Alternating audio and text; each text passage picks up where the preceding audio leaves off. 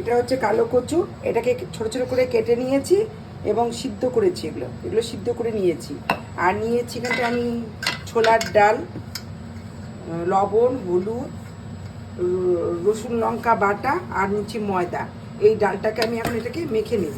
এটাকে আমি ছোটো ছোটো করে বড়া বানাবো মেখে, এখানে চটকায় মেখে নিতে হবে। এই ছোলার ডাল, ময়দা, রসুন, লঙ্কা এগুলো আমি এখন ভালো করে মেখে নেব। এখানটা আমি কচুটাকে সিদ্ধ করে নিয়েছি। কালো কচু যেটা হয়, অল্প করেই বানাবো এই কচুটা। কচুটা ভালো করে প্রেসারে সিদ্ধ করে নিলে ওটা গলা ধরে না, ওই জন্য আমি প্রেসারে ওই কচুটাকে ভালো করে সিদ্ধ করে নিয়েছি। এখানটা আমি ছোলার ডাল, আপনারা মটর ডাল, মুসুরি ডাল দিতে পারেন, আমি ছোলার ডাল দিয়েছি। এর মধ্যে দিয়েছি রসুন লঙ্কা, এগুলো মাখা হয়ে গেল। চটকায় মেখে নিতে পারেন, বা ডালটাকে আগে থেকে ভিজিয়ে রাখলে রাতে সকালবেলায় ওটা পেস্ট করে নেওয়া যায়। এখন আমি কড়াই বসিয়েছি, কড়াইয়ের মধ্যে তেল দিয়েছি। এখন আমি বড়াগুলোকে ছোট ছোট করে ভেজে নেব।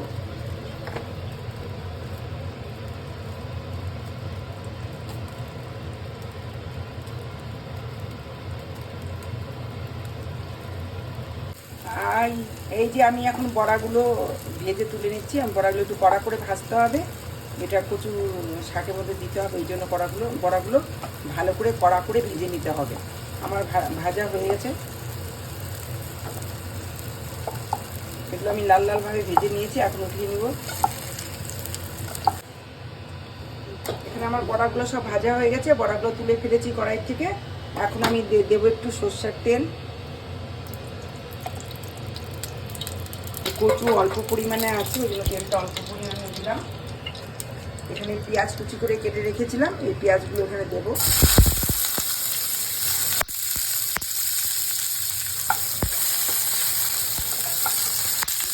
ভেজে নেব।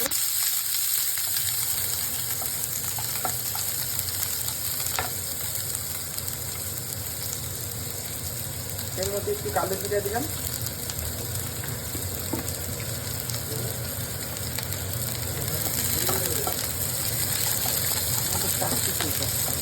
এখন এই পেঁয়াজটাকে আমি লাল করে ভেজে নেব। এটার বাইরে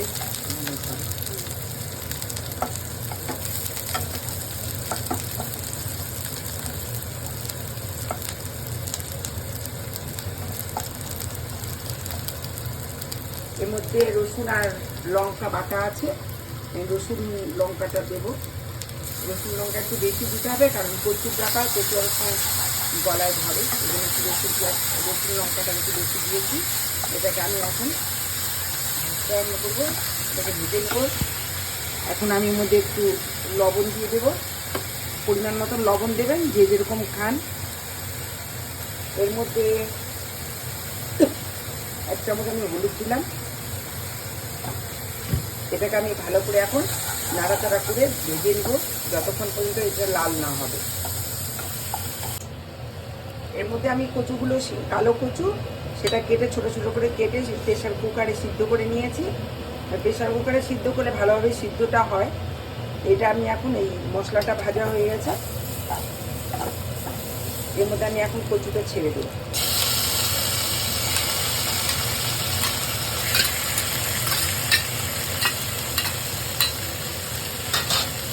ছেড়ে দিয়ে এটা ভালো করে এখন আবার নাড়াচাড়া করতে হবে।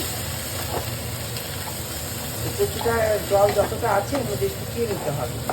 এটা একেবারে মানে একবারেই শুকনা করে এটাকে করতে হবে, ভেজে নিতে হবে।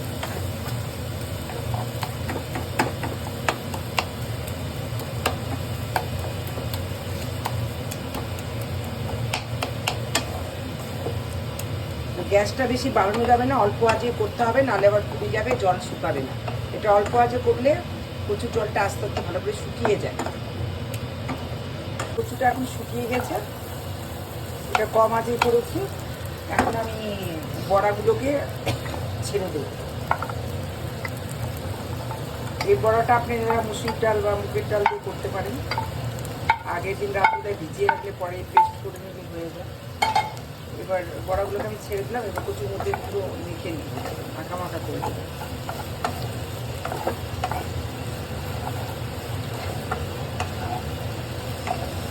এই কচুর শাকটা অনেক রকম করে করা যায়, কাঁচা ছোলা দিয়ে করা যায়, ইলিশ মাছের মাথা দিয়ে করা যায়। আমি এটা বড়া দিয়ে করলাম আজকে অন্যরকমভাবে।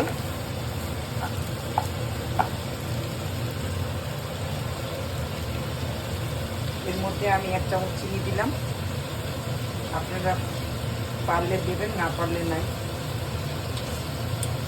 একটু গরম মশলা দিলাম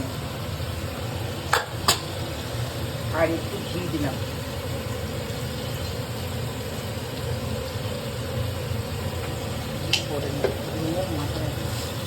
এবার এটাকে আমি ভালো করে নাড়াচাড়া করে দেবো।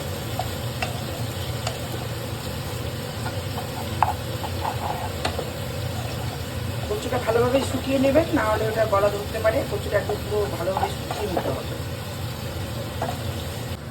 আমি এর মধ্যে একটু ময়দা দিয়ে দিলাম যাতে এটা মাখা মাখা হয়, আর বাদ বাকি এটা চুষে নেবে রসটা।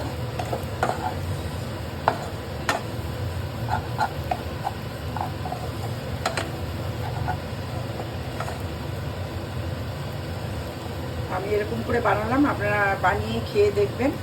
অবশ্য লাইক করবেন, কমেন্ট করবেন, দেখবেন